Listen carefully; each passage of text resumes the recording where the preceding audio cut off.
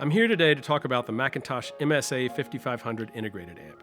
It's the venerable audio company's first model with built-in music streaming.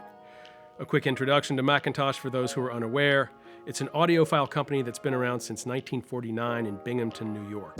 That's where the components are designed and built still today. They're known for impeccable sound and build quality. Consider who uses them. Their amps were the backbone of the Grateful Dead's famous Wall of Sound, and Jerry Garcia famously used a McIntosh amp to enrich the large venue tone of his Fender Twin Reverb. James Murphy and other audiophile DJs use McIntosh in their souped-up Jamaican dancehall-style Despacio sound system. These aren't just great-sounding systems, they're designed to sonically engage and even overwhelm you in the best possible way.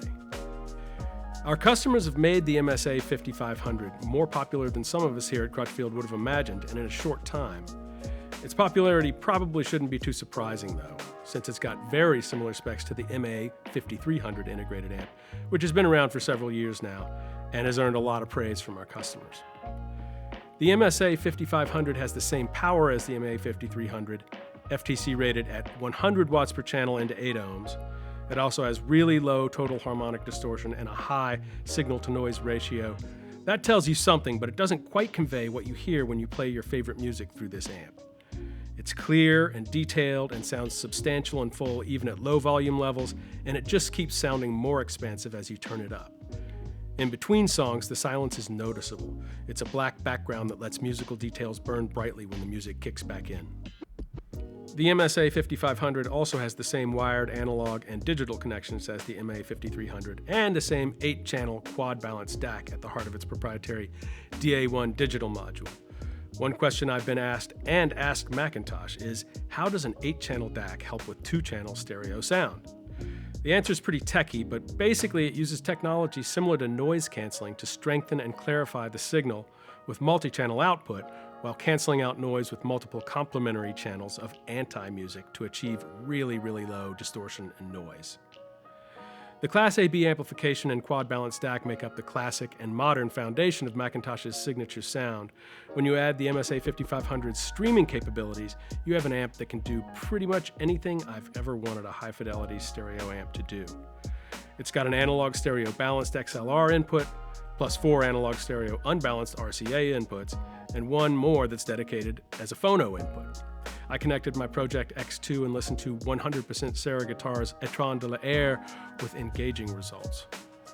For digital connections, you get a pair of coaxial and a pair of optical inputs, plus HDMI ARC port for TV sound and a USB-B input for a computer. It'll make anything you connect to it sound great. I think it would be a little sad not to connect a turntable or at least a CD player. You don't need to add a source though, because what sets the MSA5500 apart from the MA5300 are its streaming capabilities. You can connect a pair of speakers, add the 5500 to your home network, and start playing music. I use some beautiful sounding Sonus Faber Lumina 5 Amateur floor standing speakers that I had at home for testing, as well as my ELAC Unify reference UBR62 stand mount speakers, and both setups commanded my attention and had me glued to the couch, listening to favorites and hearing fresh details in each. For streaming, I mostly use TIDAL Connect, but it also works with Spotify Connect, Google Cast, Apple AirPlay 2, and Roon, which is a subscription service that lets you access all of your streaming services, network-attached storage, and music on your computer through a single search interface that is user-friendly and encyclopedic. It also has high-quality Bluetooth 5.0 with aptX HD built in. Some audiophiles might dismiss it, but every time I've tried it, I've been impressed by how good it sounds.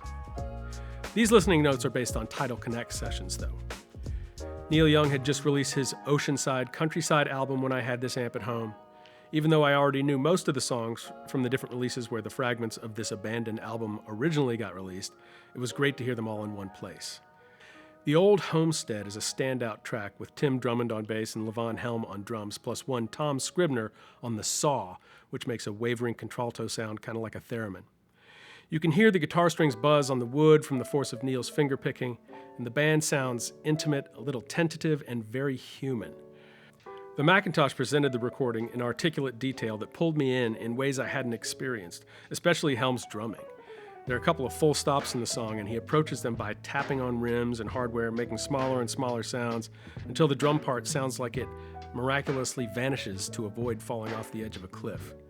I had not noticed this detail in all the other times I've ever listened to this song over the years. I also queued up a Jacqueline Dupre recital, which features the late great cellist in a few different duo settings. My wife and I have been listening to our vinyl copy of this record for a couple of decades now.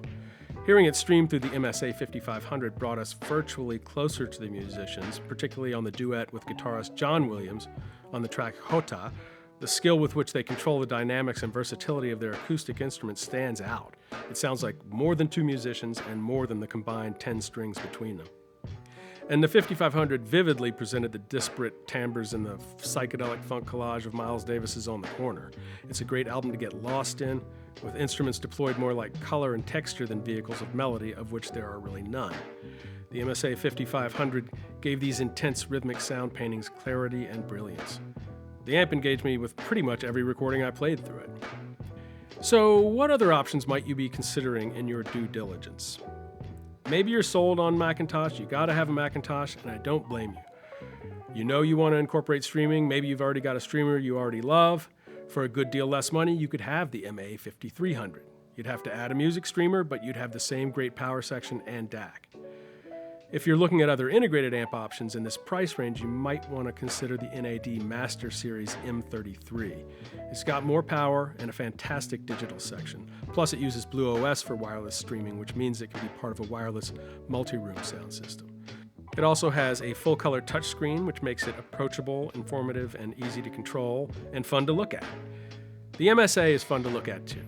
It's got the iconic blue watt meters that have been many an audiophile's hopeful dream over the past several decades, and it's got a top-notch 38-pound build, distinguished by a sleek black glass front panel with aluminum end caps, rotary control knobs, and illuminated McIntosh logo. It's constructed to last a lifetime or two. If you find yourself in the enviable position of considering the MSA5500 or any McIntosh amplifier or other component and have some questions we haven't answered in the course of this overview, get in touch with us here at Crutchfield.